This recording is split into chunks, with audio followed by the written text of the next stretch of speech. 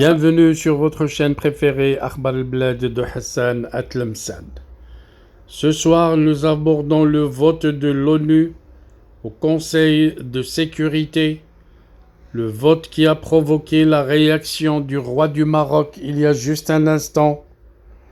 Le roi du Maroc qui réagit à la résolution du Conseil de sécurité, le roi qui tend la main au président algérien, mais aussi au Polisario. Le roi Mohammed VI vient d'adresser aujourd'hui un discours à son peuple fidèle. Voici le texte intégral du discours royal. Louange à Dieu, prière et salut sur le prophète, sa famille et ses compagnons. Dieu dit dans son livre sacré: nous t'avons accordé une victoire éclatante, véridique, et la parole de Dieu.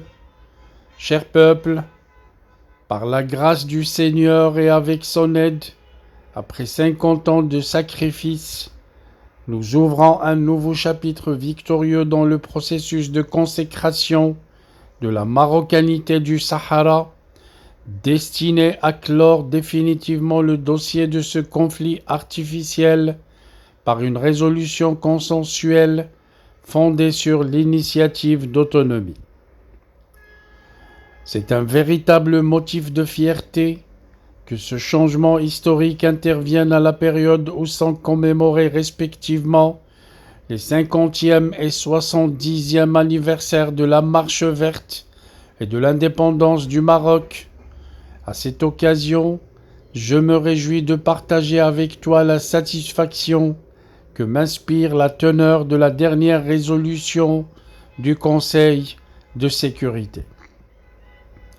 Nous vivons une étape charnière et un tournant décisif dans l'histoire du Maroc moderne. Désormais, il y aura un avant et un après le 31 octobre 2025. Il est venu le temps du Maroc uni qui s'étend de Tanger à La Gouira, celui dont nul ne s'avisera de bafouer les droits ni de transgresser les frontières historiques. Cher peuple, précise Sa Majesté, dans un précédent discours, j'ai affirmé qu'en ce qui concernait l'affaire de notre intégrité territoriale, nous étions passés d'une phase de gestion proprement dite à celle d'une dynamique de changement. En effet, la dynamique que nous avons impulsée ces dernières années a commencé à porter ses fruits sur tous les plans. De fait, les 2/3 des États membres des Nations Unies considèrent désormais que l'initiative d'autonomie est le seul cadre qui vaille pour parvenir au règlement de ce conflit. Par ailleurs, la reconnaissance de la souveraineté économique du Royaume sur ses provinces du Sud s'est largement étendue après que de grandes puissances économiques comme les États-Unis d'Amérique, la France, la Grande-Bretagne, la Russie, l'Espagne et l'Union européenne ont décidé d'encourager les investissements dans ces provinces et de promouvoir les échanges commerciaux avec elles. Avec un tel atout, ces provinces peuvent désormais s'affirmer au sein de leur environnement régional, y compris la région du Sahel et du Sahara, comme un pôle de développement et de stabilité et un axe central de l'activité économique. Dieu soit loué, nous entrons dans la phase décisive du processus onusien dès lors que la résolution du Conseil de sécurité définit les principes et les fondements susceptibles de conduire à un règlement politique définitif de ce conflit dans le strict respect des droits légitimes du Maroc. Dans le droit fil de la résolution onusienne, le Maroc procédera à l'actualisation et à la formulation détaillée de la proposition d'autonomie en vue d'une soumission ultérieure aux Nations Unies. En tant que solution réaliste et applicable, elle devra constituer la seule base de négociation. Nous saisissons cette occasion pour exprimer nos remerciements et notre considération à tous les pays qui, par leur position constructive et leurs efforts soutenus en faveur du bon droit et de la légitimité, ont contribué à l'événement de ce changement. Je réserve, précise Sa Majesté, une mention spéciale aux États-Unis d'Amérique, sous le leadership de notre ami, Son Excellence le Président Donald Trump, dont les efforts ont permis d'ouvrir la voie à un règlement définitif de ce conflit. Nous remercions aussi nos amis en Grande-Bretagne et en Espagne, et plus spécialement en France, dont les efforts ont concouru à faire aboutir ce processus pacifique. Nos vifs remerciements vont également à tous les pays arabes et africains frères qui n'ont jamais cessé d'exprimer leur soutien inconditionnel à la marocanité du Sahara, ainsi que différents pays du monde qui appuient l'initiative d'autonomie. Bien que la question de notre intégrité territoriale connaisse des évolutions positives, le Maroc demeure attaché à la nécessité de parvenir à une solution qui sauve la face de toutes les parties, sans vainqueur ni vaincu. Le Maroc ne brandit pas ces changements comme un trophée et ne souhaite nullement attiser les antagonismes ou accentuer les divisions.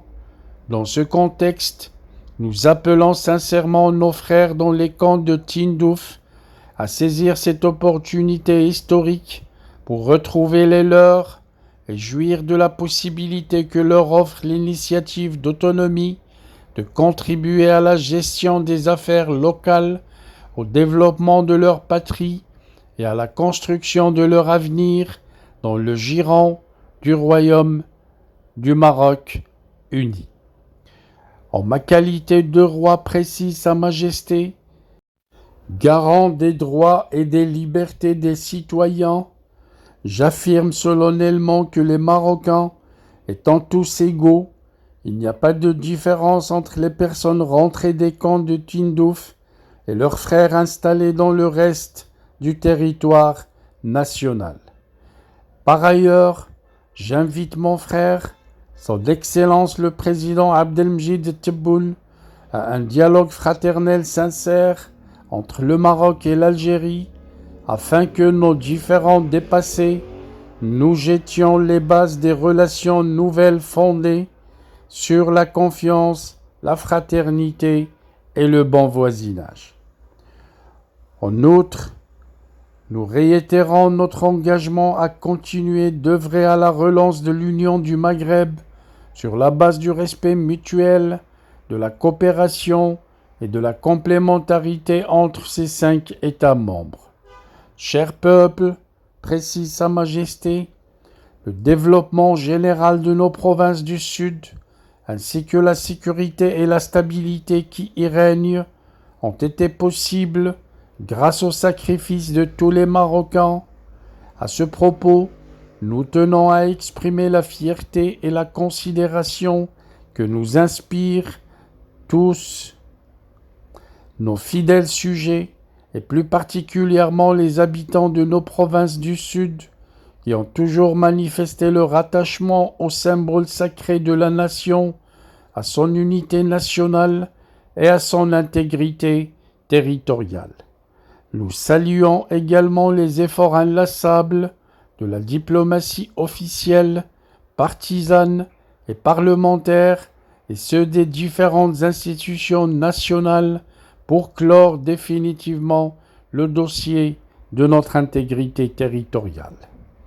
L'anniversaire de la glorieuse Marche verte est l'occasion de nous remémorer avec déférence les grands sacrifices consentis durant les 50 dernières années par les forces armées royales et les forces de sécurité dans toutes leurs composantes, ainsi que par leurs familles établies sur tout le territoire national, afin de défendre l'unité du pays et de préserver sa sécurité et sa stabilité.